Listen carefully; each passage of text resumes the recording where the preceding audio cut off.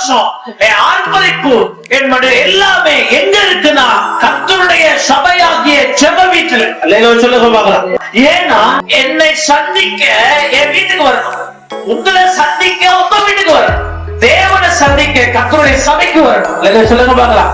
என்னை எங்க சந்தோஷம் விரும்புகிறார், என்னை எங்க மகிழ்ச்சி படுத்த விரும்புகிறார், நான் எங்க அவரோடு உறவாடுவேன். நான் கடையில 1000 கடையில சாப்பிட்டாலும் என் வீட்டுல வந்து கொஞ்சோண்டு ரசத்தோட சாப்பிடுறது எனக்கு பிடிச்சிருக்குன்னா அது என் வீட்டு. நான் எங்க ஆடுற பெரிய 5 ஸ்டார் ஹோட்டல்ல பெரிய ஹோட்டல்ல தங்கினாலும் என் வீட்டுல இருக்கிற பாயில தூங்குற சுக எங்கேயுமே கிடைக்காது.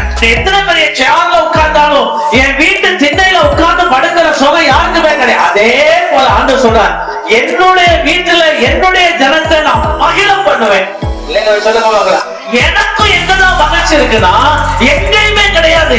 எனக்கு ஆண்டவருடைய இடத்துக்கு போனாதான் எனக்கு மன மகிழ்ச்சின்னு சொல்றவங்க மட்டும்தான் கிறிஸ்து இயேசுவோடு வாழ்கிறார்கள்.